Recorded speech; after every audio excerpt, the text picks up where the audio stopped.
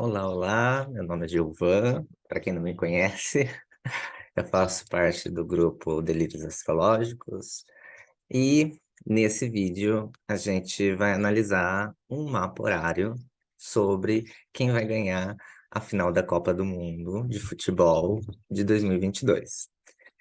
Queria dizer que a leitura de um mapa horário é diferente de um mapa natal, né? Então tem alguns pormenores, tem algumas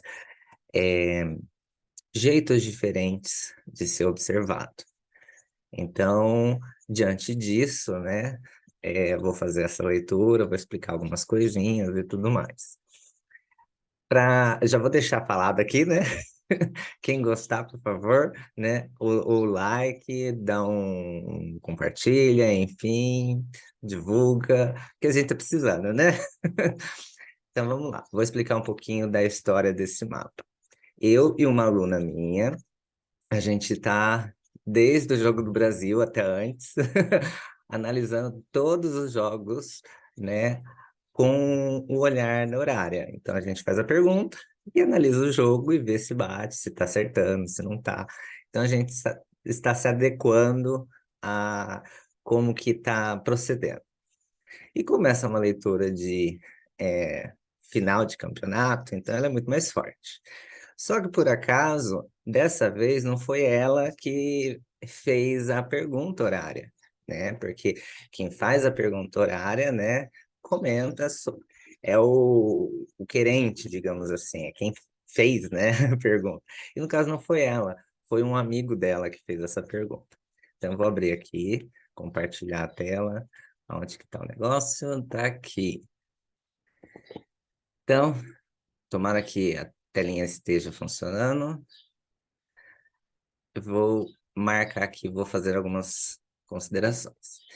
Então, nesse mapa, que foi aberto, né, onde ela mora, em Estância Velha, aqui, né, com o mapa de Montanos.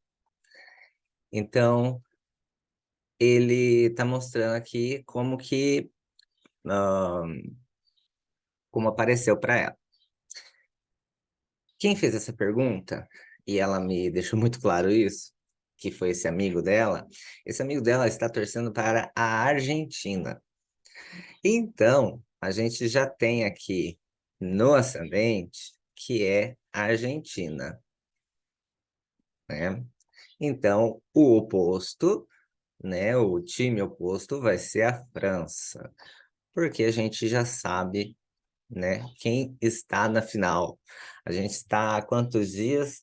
Hoje é quinta-feira? Hoje é quinta, é domingo o jogo, né? Esse mapa foi feito dia 14, ó, 4 dias antes do jogo.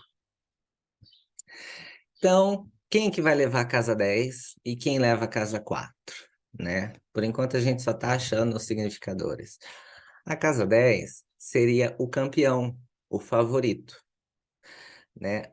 Como nesse jogo já tem um campeão, o último campeão, que a gente buscou, Google, né? Google News. Então, a França é representada pela casa 10. Não é porque seria o mesmo significador, mas neste caso, acabou que o mapa está mostrando novamente a mesma ideia, né? Então, o adversário, o desafiante do campeão, é a Argentina. Então, nesse caso, a gente tem Mercúrio aqui, que rege tanto Gêmeos quanto Virgem, o signo de Virgem, e Sagitário e Peixes é regido por Júpiter. Então, vamos encontrar esses significadores no mapa. Então, Júpiter está aqui e Mercúrio está aqui. Eu vou apagar um pouco tudo esse negócio, porque ele fica muito risco na tela, tá? Então, agora, a gente vai avaliar como estão esses planetas. Como que eles vão... se eles estão fortes, se eles estão fracos e tudo mais. Uma coisa que a gente não avalia, né? Não, não avalia, vou frisar bem, é a dignidade essencial do planeta. Por que a gente não avalia a dignidade essencial? Porque é como o time se encontra. Então, por exemplo, um time ruim pode ganhar um jogo, né? É mais difícil? É, mas ele pode ganhar. Então, não é a a característica da essência do time. Ah, é um time bom, tem bons jogadores e tudo mais.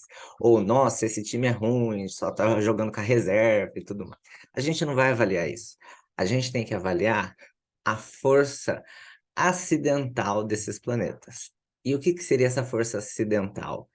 Acidental vai ser meio que a força por sorte, digamos assim, desses planetas.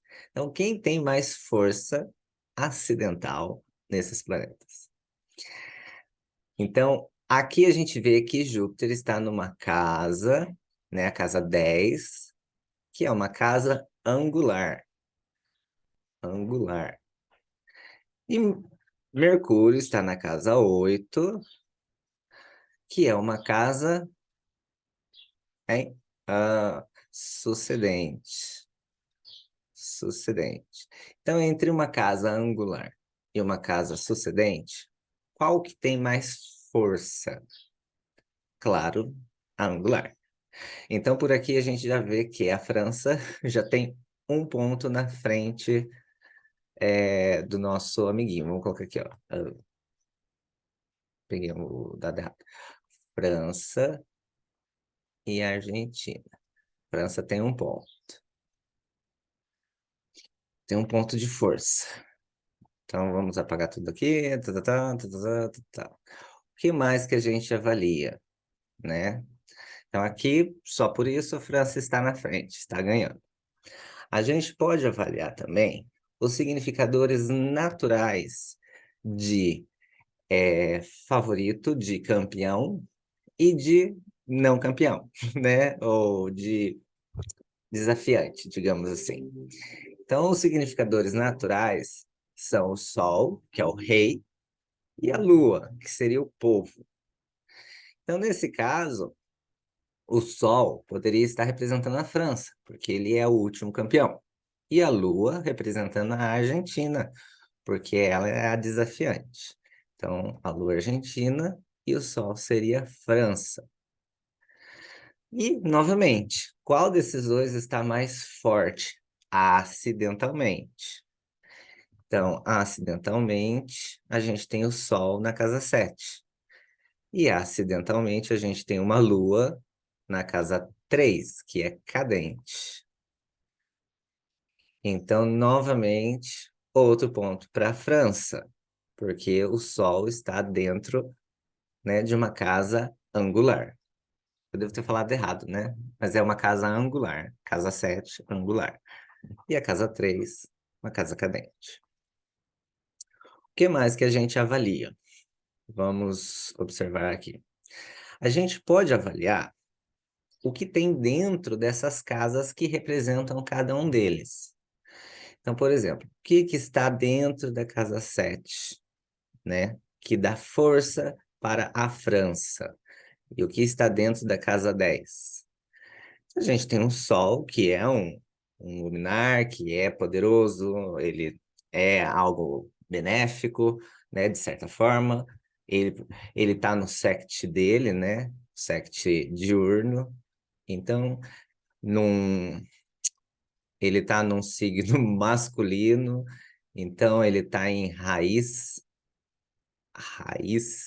que a gente chama. Então tem um sol aqui considerável, um sol favorável, digamos assim.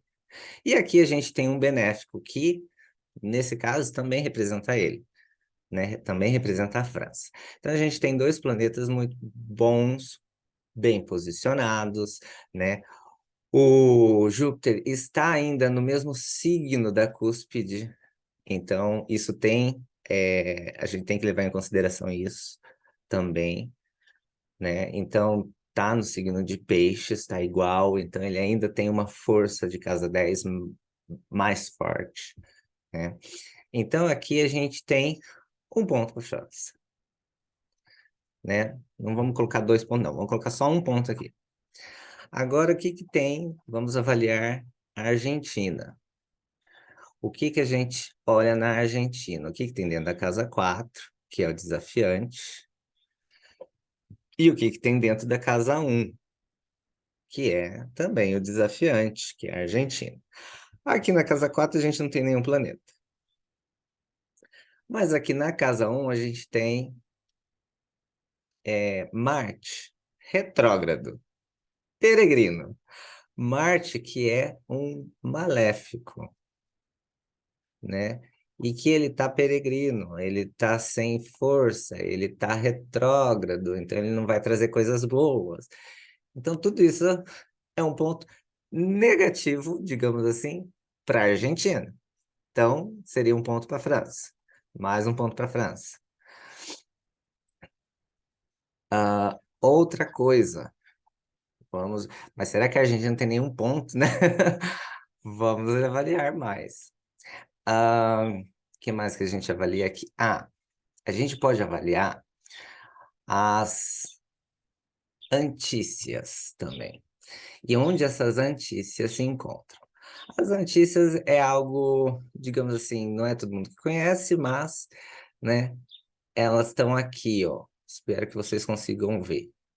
Então, a antícia, a gente vai avaliar onde está a antícia de Mercúrio e de Júpiter, primeiramente.